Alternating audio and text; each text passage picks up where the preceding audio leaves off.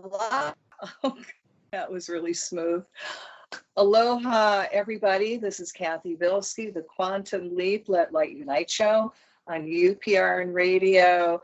And this is Friday, May 22, 2020. Well, how are we all doing with the quarantine? Tonight,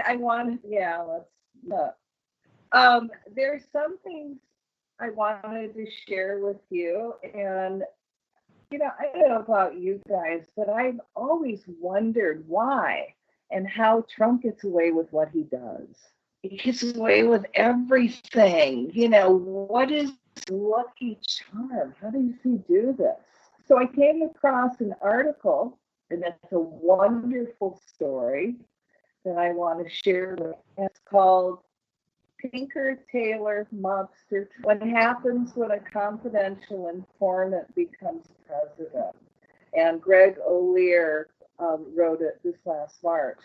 And before I get in, I have to also ask you guys, I'm really excited about this new product I got into. And, I think everybody needs it, at least in my if you're paying attention to what's going on in the planet, our cell phones are running at a higher frequency, so it's throwing out more radiation. And, now the government wants to put tracking apps on our phones, all in the name of COVID-19, but it's tracking. And I don't know about you guys, but I don't like that. I don't like to be tracked. So I found this incredible cell phone bag. It's called a Faraday, and it's made out of a special material that not only blocks out all the radiation, but it also blocks out anyone who wants to track you for any reason. Done. They can't do it. I'm thrilled. I was looking for a lead box and I came across this. So I'm sorry I don't have a visual, but if you can imagine an incredible cloth bag made out of Faraday material. And again, Faraday is what blocks out all the electromagnetic energy. So if you want one, contact me, guys. If you're tired of getting nuked by your phone and you're really worried about it, or you don't want to be trapped. I mean, I live on an island, but when I go to the beach, I don't want them to know where I'm going. And now all I have to do is put the cell phone in this bag, fold it over, and that's done. I can take my phone with me. I don't have to worry about being trapped. It's there for emergencies. I mean, my God, you're not going to use it when you're driving anyway, or when you travel. It's kind of a handy thing. So this is what they cost. One bag is one cell phone bag is $35, and it's $2 for $65. And shipping is like almost nothing because they don't weigh very much. So I'm looking at doing this as kind of service, because how many guys want to be tracked up? So you contact me through the Cathy Bilsky, my Facebook page, Cathy Bilsky, my website, www.angellighteom.com. Send me a note, and I will make sure I'll get some to you. It's that easy. And you don't have to worry about radiation anymore or being trapped by anything. Nobody can track you. That's exciting to me. What can I say? I'm a rebel. You should know that. Now, also, guys, I hope you've marked your calendar. 4th of July. It's what we're doing is a Light Revolution 2020. And again, that's a quantum leap. We're going to get together for 1 hour and really bring in that divine energy. Also, if there's any other groups that are doing any kind of enlightened energy work, meditation, whatever, join them. Give them your energy. We need group work now, okay? It's really, really important. Get together with a group do the work. We're at war. And what we do now is going to make a difference in the future.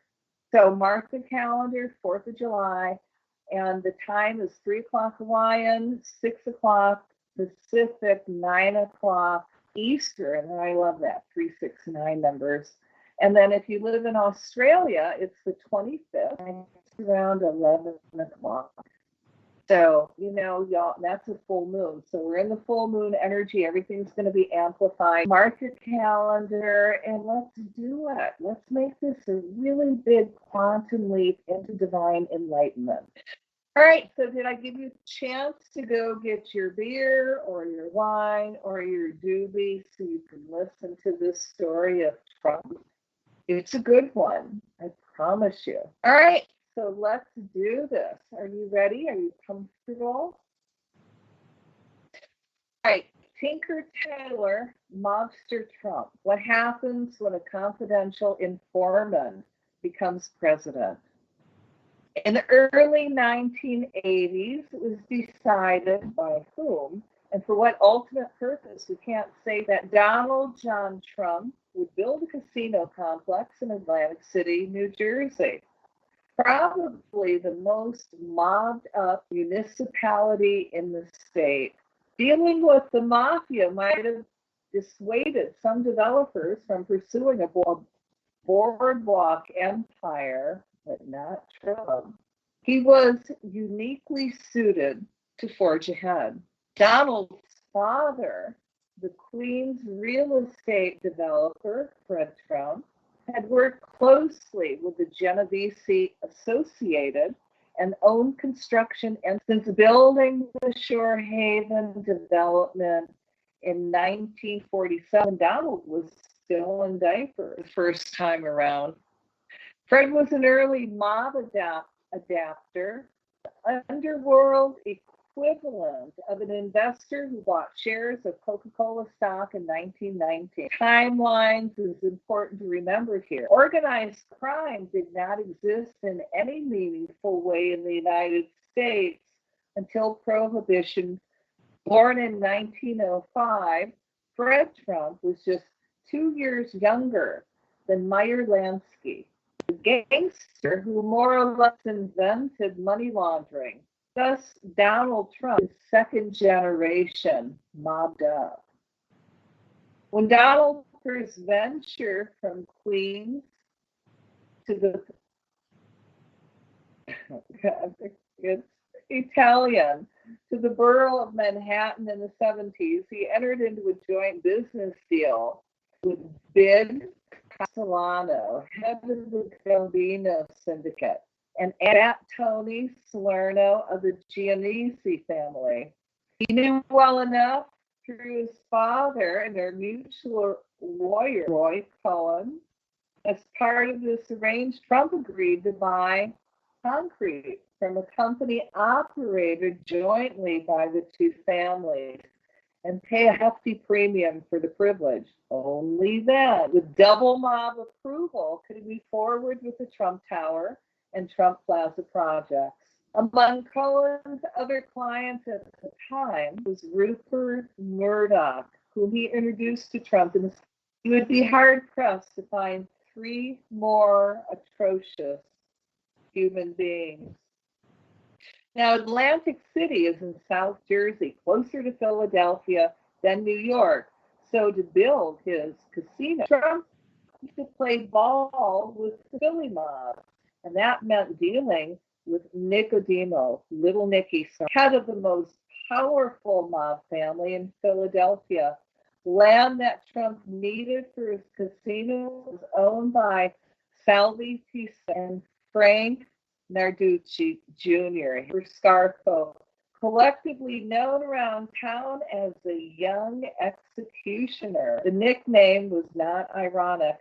To help negotiate the deal, Trump hired Patrick McGann, a Philly-based attorney known to have truck with the Scarfo family. Now, the last name should sound familiar. Patrick McGann, Don McGann. The former White House counsel is Patrick McGann's nephew. And Don McGahn is not the only Trump administration hire with ties to the film. Among Little Nicky's associate was one Jimmy the Brute DiNatale, whose daughter, Denise Fitzpatrick, is the mother of none other than Kellyanne Conway. A number of wise guys paid their respect to DiNatale's 1938 funeral. I don't want to make the mistake of condemning Conway or Don McGahn for the sins of their relation. But given Trump's OC back, it's fair to question why he chose two children of mobbed-up families for his inner White House circle. Trump acquired the needed Atlantic City property at twice the market value, $1.1 million for a lot that sold for $195,000 5 years before.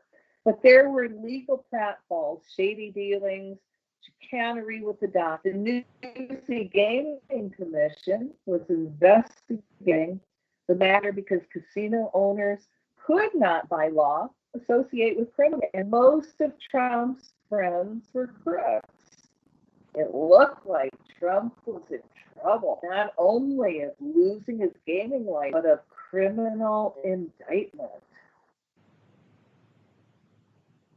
And then something miraculous happened. On November 4th, 1986, Scarfo and 11 of his associates were indicted on charges that included loan sharking, extortion, and conducting an illegal gambling business in a racketeering conspiracy. Prosecutors had tried for years to take down the and after all that time, they finally had their evidence.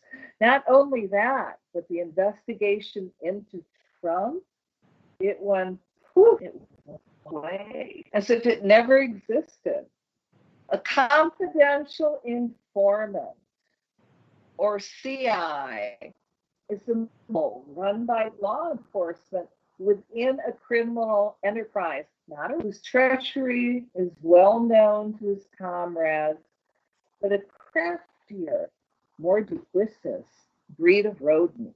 Crimes committed by the CI are allowed to continue unabated in exchange for good intelligence.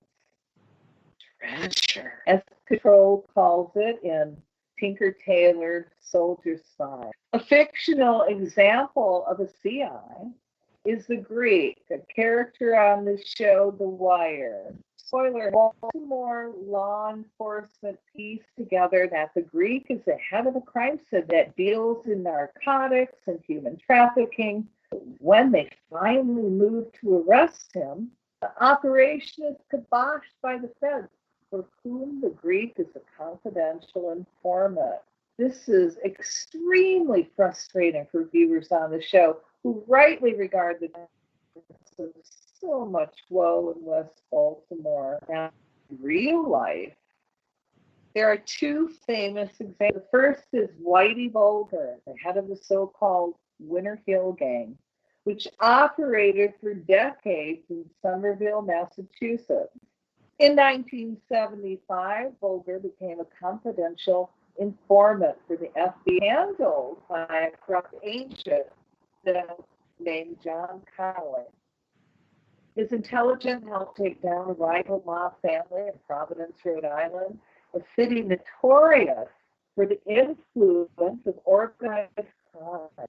In exchange, Connolly allowed Bulger and his associates to operate with impunity. At least 19 people were killed by the Winter Hill Gang while the feds looked the other way. When the FBI finally realized its mistake, Connolly tipped off Bulger, who went on the lam for 16 years. He was finally arrested in 2011. By then, he was in his 80s. He was killed in prison 7 years later. The second famous CI is Donald Trump's former associate Felix Sater. Racketeering charges against him back in 1998, ended with a fine of just $25,000. From then on, Sater became a top echelon, competent informant, feeding law enforcement intelligence. Depth and breadth rarely seen court filings show. His cooperation has covered a stunning array of subject matter ranging from sophisticated local international criminal activity to matters involving the world's most dangerous terrorist and rogue states.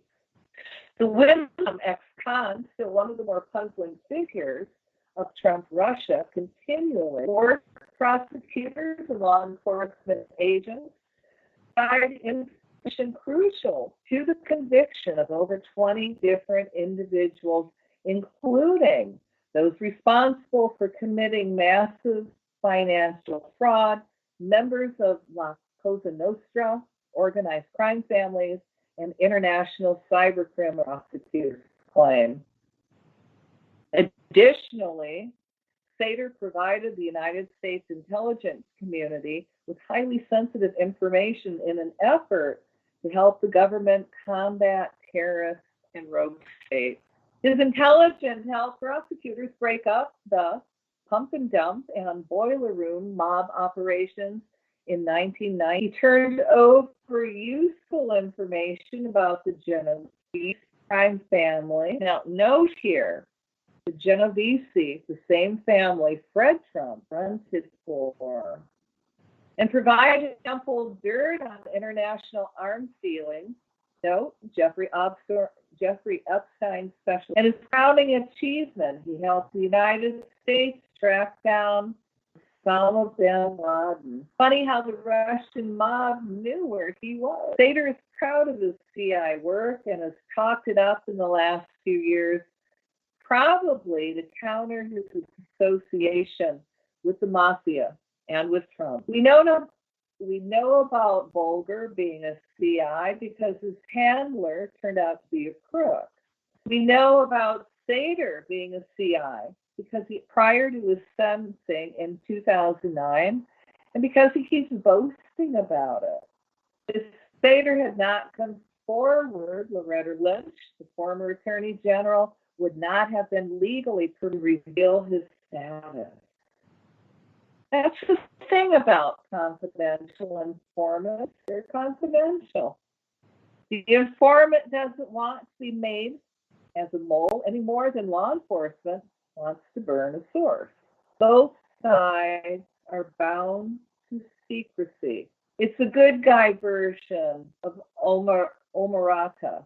The only way to know for sure if Donald John Trump is a confidential informant is if he admits it himself, which is, of course, law enforcement comes forward, and that's illegal. But the circumstantial evidence is compelling. The pattern is, 1, Trump deals with mobsters as usual. 2, law enforcement begins investigating Trump. 3, mobsters suddenly get busted while investigation into Trump is scuttled. Now, this happened 3 times that we know about, and I'm not counting the first known instance of Trump providing information to Trump concerning Cody and concrete in the late 70s. And 9, super helpful if you've given them subpoenas and gotten them to spill. I can conceive of no scenario in which Trump was not a CI and a top echelon one at that. He's avoided indict too many times. No one is that lucky. Or another way, how can someone that lucky manage to run a fucking casino into the ground? Salvatore Gravino, known as Sammy the Bull, was an underboss of the Gambino crime family. After the assassination of Big Paul Tucker in 1985, an audacious hit, done in broad daylight. John Gotti was installed as a figurehead capo, but in practice, the Bull was the one calling the shots. His territory, Manhattan. For as long as he was in power. Any construction that took place in New York, had to be approved by Gravano. I literally controlled Manhattan, he told ABC's News. He did a lot of business deals with Donald John Trump. This of him fondly. Just pay attention to this. After his arrest in December 11th, 1990, Gravano turned state's evidence to help put away Gotti, his nominal. The lead prosecutor of the case, Robert Swan Mueller III. This is why when Trump found out Mueller was named special counsel, he clapped into it and fucked. We know that Gravano flipped on Gotti, but who flipped on Sammy the Bull? On July 19th, 1990, the Division of Gaming Enforcement of the state of New Jersey opened an investigation into Donald John Trump regarding the Trump organization's business with Joseph Weichelbaum, a mob associate and embezzler who had been convicted not once, not twice, but 3 times. Trump hired Weichelbaum's company to provide helicopter transportation to Atlantic City, conveying high rollers to and from New York. As a casino owner, Trump was prohibited by law to do any business with the serial felon. He not only continued to do so, but he went to bat for the guy, going so far as to write him a letter of recommendation that was Trump. There's more bizarre stuff with Weichelbaum.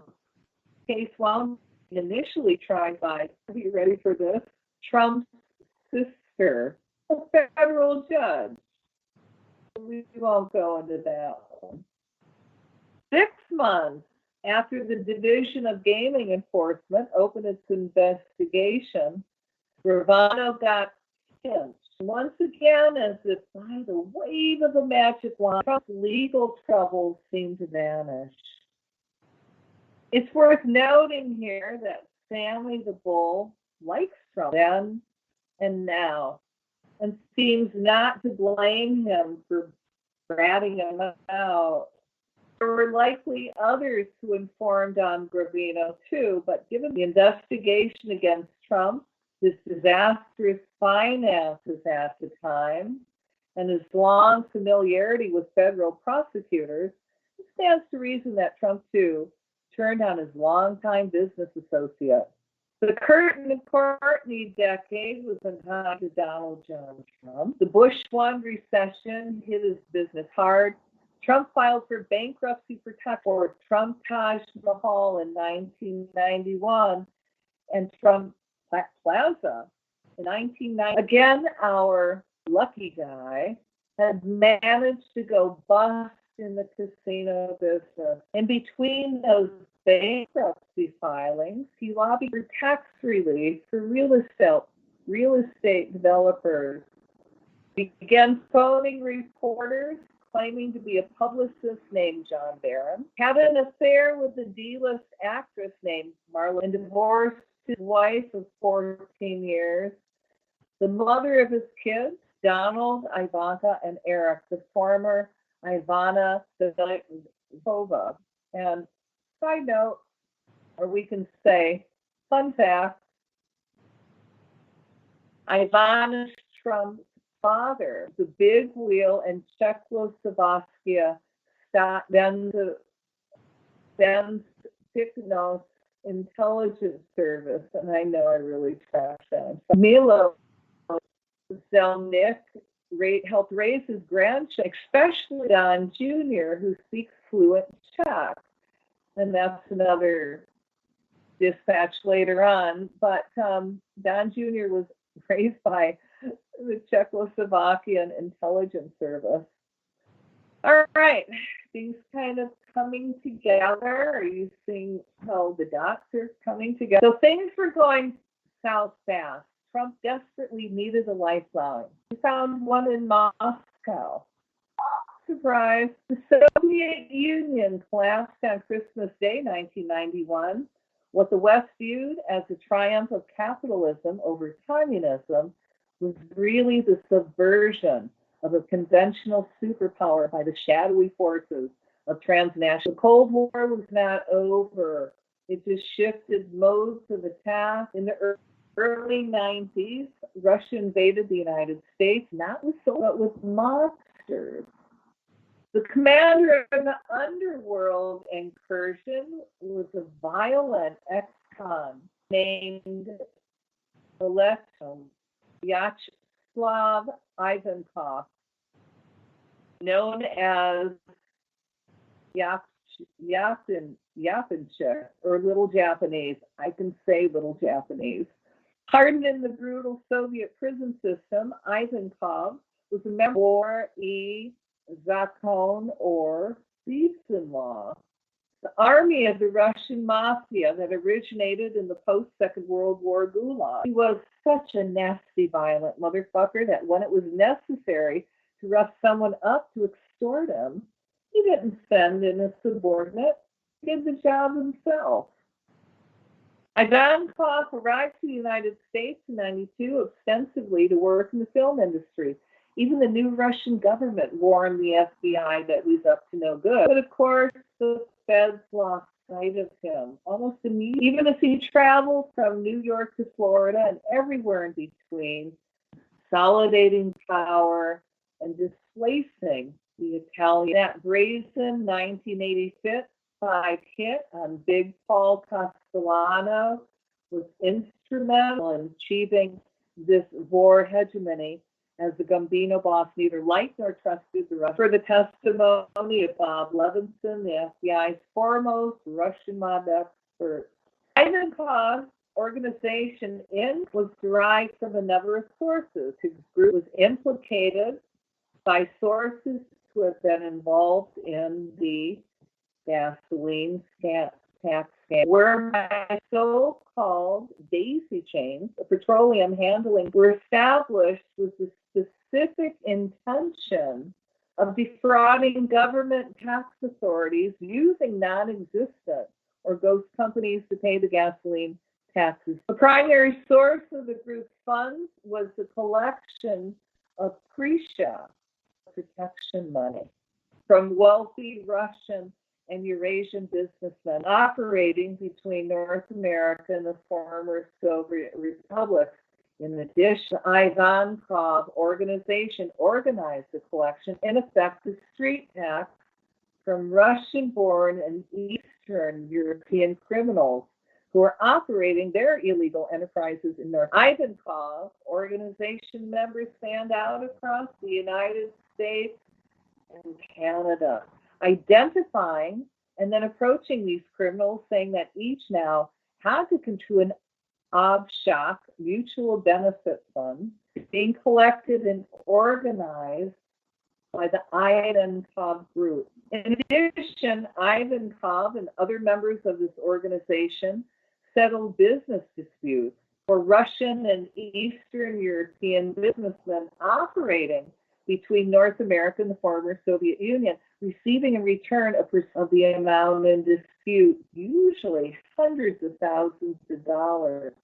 Through authority as a thief-in-law and the head of a criminal organization, Ivankov was able to exercise a kind of informal power in the emigre business community tantamount to decisions made by formal official courts of law. Those who went against the decisions made by Ivankov and his associates were usually met with violence, including beatings or murder. As Little Japanese worked to state, Simeon Mogilevich, the current head of the Russian mob, set up his base of operation in Budapest, Hungary, where he moved in 1992 with his Hungarian girlfriend, Brainy Don, as he is called. Soon acquired a bank in Russia, which allowed him the global financial system. Now, Meyer Lansky, remember him from the beginning? Meyer Lansky may have invented money laundering, but it was Mogilevich who took it to Hollywood. So Lansky wrote the book, and the Brainy Don made it into an international blockbuster. Side note, Levinson, the FBI agent, moved to Budapest around this time to investigate Mogilevich more closely. So for 3 fruitful years, Ivankov did his thing, laying the foundation for what would become the world's preeminent organized crime operation. More Spectre than Goodfellas. He ran amok. Law enforcement had no idea where he was until one day in 1990, they found him living in a deluxe apartment at, are you ready for this? You're not going to believe it, Trump Tower. And that was not the only Trump property he frequented. Ivankov was also a regular at the Trump Taj Mahal in Atlantic City. He was arrested in June of 1995, convicted and deported to Russia in 2004 to face murder charges. Once home, he was promptly acquitted. He was gunned down in Moscow in 2009, 5 years later. This monster was living in Trump's building, gambling in Trump's casino. What was Donald John Trump doing in 1995? Failing tremendously. That was the year when he declared a loss of unfathomable $916 million on his taxes. It was also at this time that Trump Tower became a sort of Moscow on Fifth Avenue, with any number of Russian mobsters scooping up an arrangement that began in 1984 when the Russian mobster David Bogatin purchased 5 condos for $6 million. Trump Tower was one of just 2 buildings in all of New York City that allowed units to be purchased by shell companies. Why did Trump, virtually alone among New Yorkers, allow these fishy deals? As the indefatigable Craig Unger writes in the Washington Post, the shady Bogota deal began a 35 relationship between Trump and Russia organized. Mind you, this was a period during which the disintegration of the Soviet Union has opened a fire hose like torrents of hundreds of billions of dollars in flight capital from wealthy partnerships and mobsters in Russia and its satellites. And who better to launder so much money for the Russians than Trump, selling them multi-million-dollar condos at top dollar with little or no apparent scrutiny of who was buying them.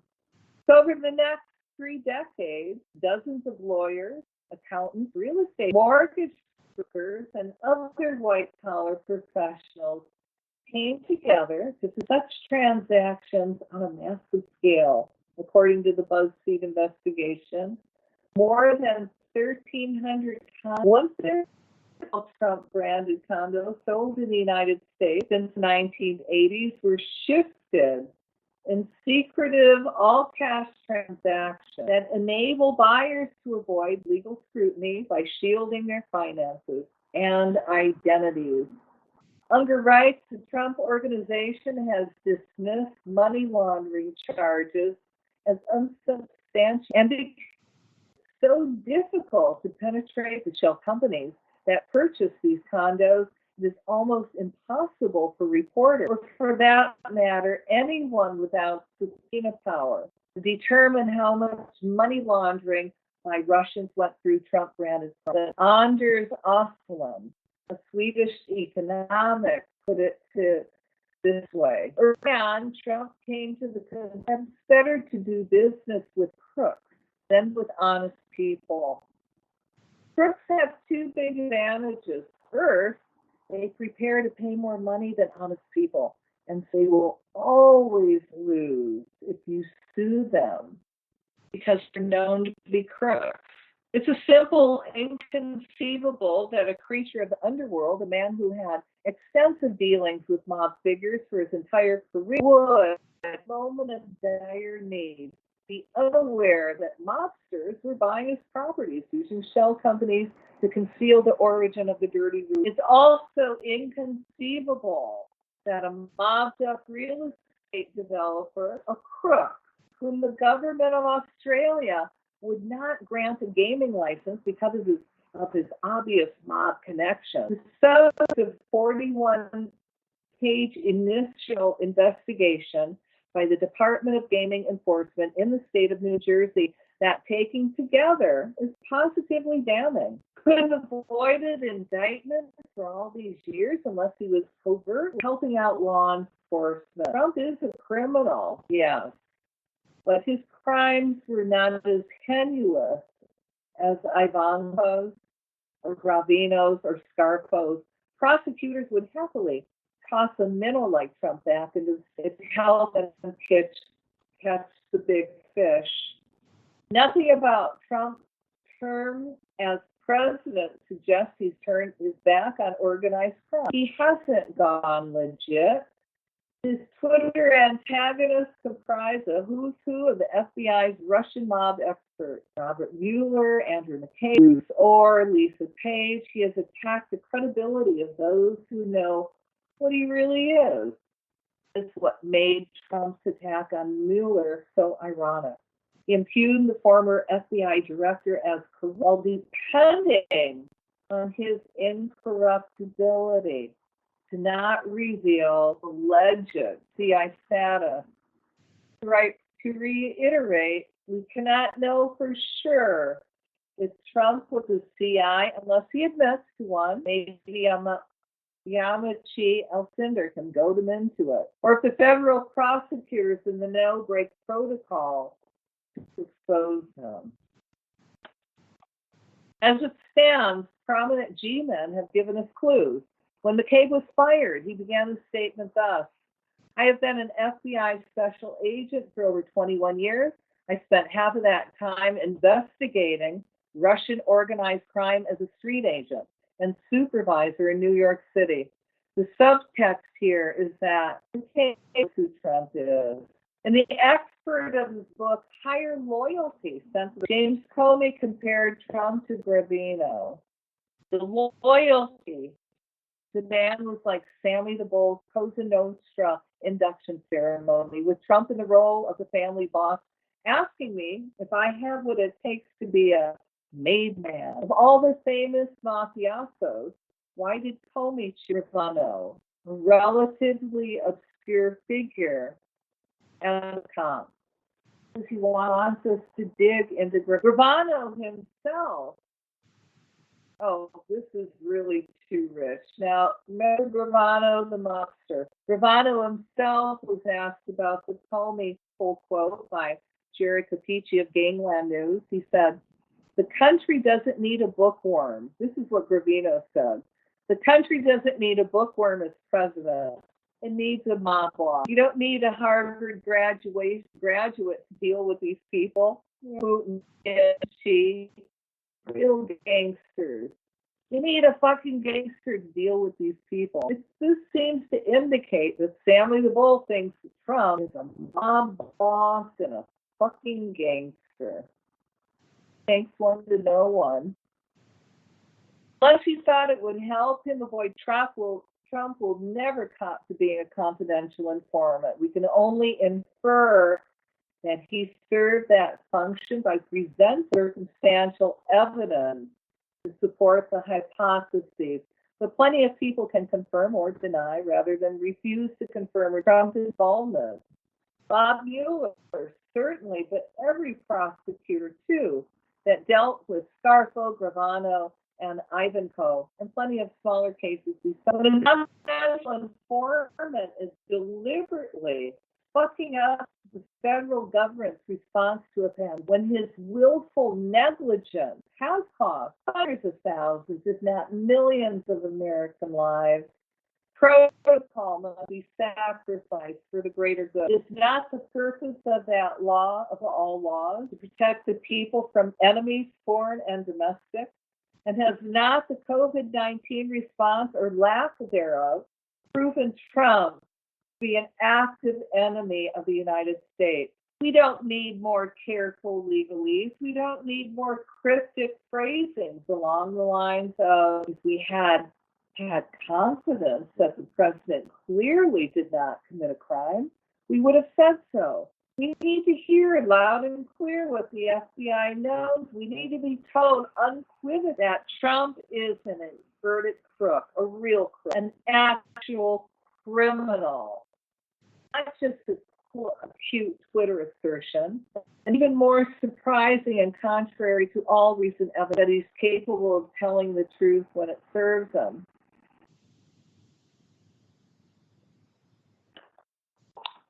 Well, I hope that gave you a little bit more hindsight into why the possibility that Trump is getting scot-free away with everything.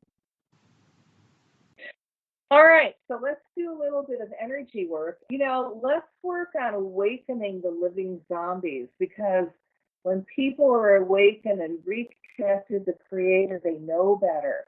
They know better to hurt or harm.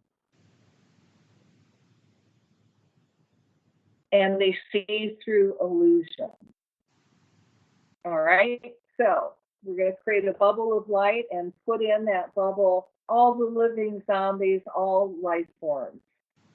And what I want you to do is I want you to send the bubble energy, and in your mind's eye, I want you to actually picture this happening. All right, let there be light. In the name of the presence of God, which I am, through the magnetic power of the sacred fire vested in me, I command. We call to the Creator and Archangel Michael to remove all veils and overlays from all life forms, humans, reptilians, or extraterrestrials, that was created by reptilian satanic magicians, that is keeping all from reconnecting to the Creator to become conscious, awakened spiritual beings. As this unwanted energy is removed from all these life forms, we see them begin to reconnect to the Creator. Their hearts are now unblocking, so they start having feelings and emotions that are kinder in nature. Hearts filled with. We now see the reptilian part of the brain begin to shut down, disconnecting them from all the satanic rituals that bound them together, resulting in the ground brain being. I called to Michael the Archangel to cut all ties to any dark force that is around any human and all life forms.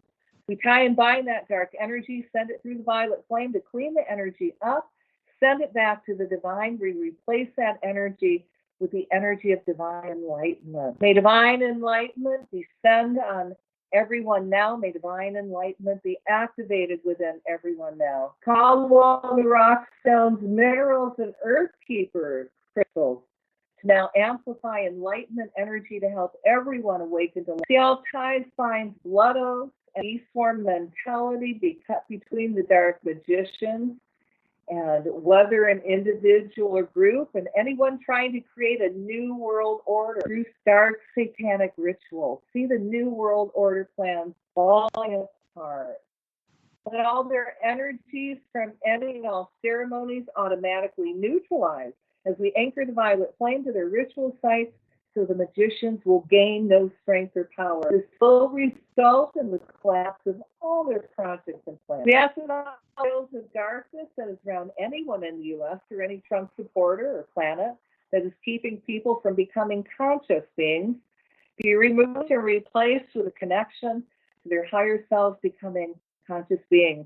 I called everyone's higher self and asked that the higher self now allow all strands of everyone's DNA to reconnect and realign with the divine with such a high healing energy that will keep anything from affecting the DNA and mutating it for any reason. See all strands of everyone's DNA reconnect to the Creator, allowing the DNA to keep its proper divine shape, healthy. See all dark veils that are around our strands being cleansed by the violet flame, and everyone reawakening to their divinity and spiritual connection to the divine. See the Creator adding an extra DNA strand that is a direct connection to source. I ask the Creator to send down the energy of love from the pink ray to be beamed down to all living things on earth, and charge as the angel and goddess of love, instill in all humans and reptilians the inner knowledge that we are all God and all one. Then Which divine love transform all humanity, become loving, tolerant, non-judgmental, and non-racist.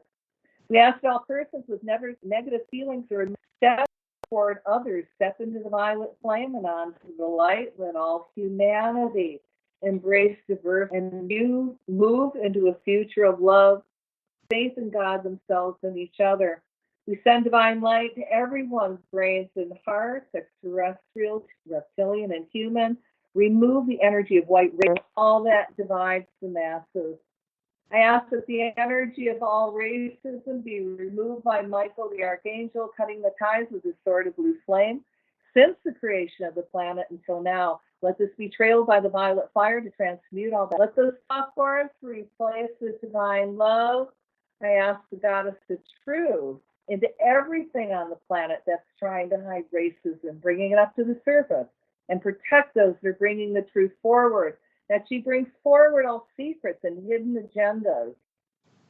The Illuminati, the New World Order, Aryan Nation, Antioch Baptist Church, the KKK, Nazi Party, all dark politicians, Trump, skinheads, etc., are hiding and disguising regarding little energy veils be removed from humankind so the divine may again come through.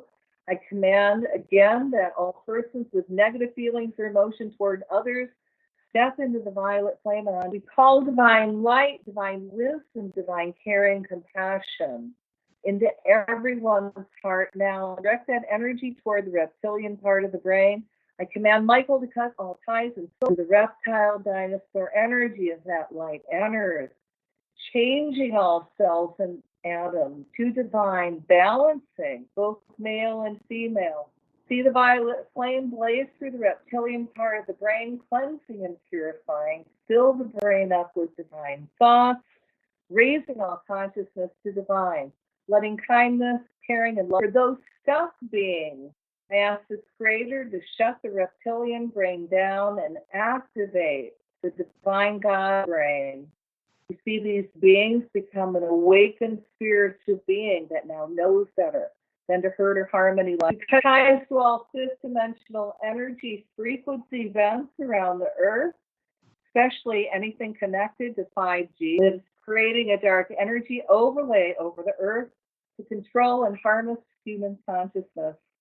We cut ties to all machines that are affecting us in the 3D world through frequencies, vibrations, and sound that is directed at the electromagnetic fields to create negativity and chaos. We cancel clear all frequencies that are suppressing light, giving humans an oppressive feeling. We now send a golden solar energy through those frequencies that shift, that will also shift the grid. So people feel happy and see their life's missions and purposes.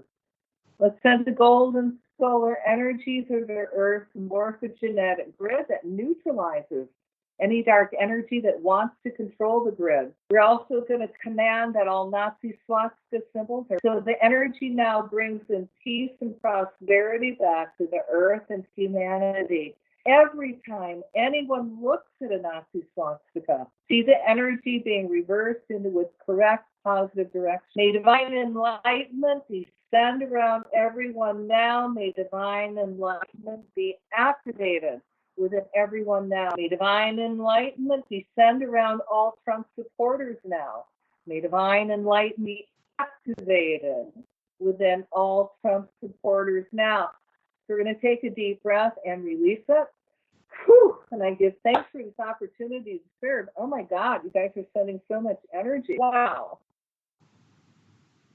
All right, so that's it for this week. I just want to remind you guys, this is Cathy Bilsky, the Quantum Leap Let Light Unite show on UPRN Radio. Thanks for tuning in. Mark the 4th of July on your calendar. It's Light Revolution 2020. We're going to do a quantum leap and really pull in that divine energy and anchor it to the planet. It's just not a meditation, guys. It's not where you go, When you do that, you're building up all this energy. And what do you do with that energy? So this is the next step. This is active meditation. This is taking action for the earth and the world. So get your groups together. I'm going to be live on hopefully the radio and Facebook and, oh God, what am I on here? Instagram. Thank you. So it can be a really big thing. You know, we can make it a little quantum leap, or we can go far into enlightenment and end all this crazy stuff and get off this Nazi timeline. Now, for those, I just want to remind you, if you want some cell phone protection and you're tired of being tracked, I have a new product that I'm really thrilled about, and it's a Faraday bag for your cell phone. So it cuts out all the radiation and you can't be tracked. So if you want one, call me. You can call me at my store, 808-775-9400. I'm in Hawaii. I do have an answering machine. I call back. Or you can catch me on my YouTube channel, on Instagram, leave a message, Facebook. I'm out there. Just look for Cathy Bilsky. The bags are only $35, and then if you want two, they're $65, so you get a discount. I can't think of something that we could really use more in this age of everyone wanting to track us where we are and the high radiation from our cell phones. So again, if you want it, contact me. It's out there. I'm letting you kind of let the curve, guys. You know, be the first ones on your blog, not be tracked. So I hope I can catch you next week. We're going to talk about more of the Light Revolution 2020 and do some more energy work to really amplify. That's what we do. So thanks for tuning in. And I'm going to ask that anybody that listens or watches this, that the energy work that we did is amplified over 100,000 fold. So if you want to do more energy work, check my Facebook page out. I do a lot of live. Sorry, not all the same day, not really consistent that way, but I try to do 2 or 3 live around the same time. So, if you want to do more energy work, and if you really want to work on world enlightenment in the meantime, all you have to do is chant. May divine enlightenment descend on everyone now. May divine enlightenment awaken within everyone now. It's that easy. And you should say it for 3 times, each stanza. Or, may divine enlightenment descend on all Nazis now. May divine enlightenment awaken within all Nazis now. May divine enlightenment descend on our children now. May divine enlightenment awaken within our children. May divine enlightenment descend on everyone who has an addiction now. May divine enlightenment awaken within everyone who has an addiction.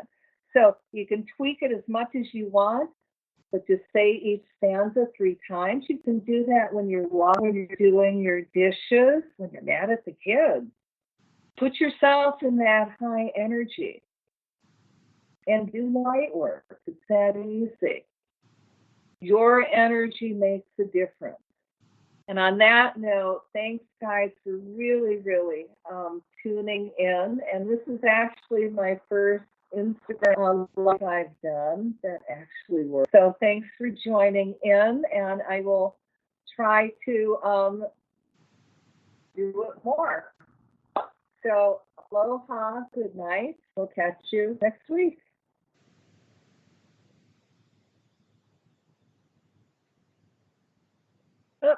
Aloha, guys.